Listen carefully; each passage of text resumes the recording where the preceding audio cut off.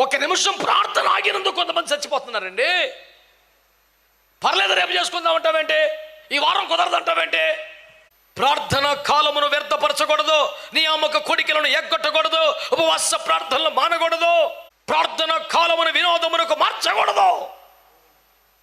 ఒక్క గడియ చేతులు బరువెక్కి, ఉద్దేశంలో ఉన్న మనస్సులో ఉన్న చేతులు బరువెక్కి కాస్త రిలాక్స్ అవుట్ చేతులు తిప్పితే ఈ లోపే కొందరు చచ్చిపోతున్నారు. ప్రార్థనలు మానిన కాలము ఎందరికో నాశనం అయిపోతుంది. ప్రార్థనలు ఆపేసిన కాలములో ఎందరో నశించిపోతున్నారు. ప్రార్థనలు ఆపేసిన కాలములో శత్రువు పై చేయి సాధిస్తున్నాడు. ప్రార్థనలు ఆగిన కాలములో శత్రు రాజ్యము ప్రబలుచున్నది. ప్రార్థనలు ఆగితే దేవుని రాజ్యమునకు నష్టము కలుగుతున్నది. కనుక ఏ విధము చేత కూడా ప్రార్థనలకు అభ్యంతరం కలగకుండా దేవుని సంఘము సకల జాగ్రత్తలు తీసుకోవాలి. దేవుని ఆత్మ సహాయాన్ని తీసుకోండి. నా ప్రార్థన జీవితం ఆగకూడదు ప్రభువా, నా ప్రార్థన సమయం అభ్యంతరం అవ్వకూడదు ప్రభువా, సంఘ ప్రార్థనలు ఆగకూడదు ప్రభువా, కుటుంబ ప్రార్థనలు ఆగకూడదు ప్రభువా, ఉపవాస ప్రార్థనలు ఆగకూడదు ప్రభువా, నియామక కోరికలు ఆగకూడదు ప్రభువా. ప్రార్థన ఆగితే నష్టం అదే.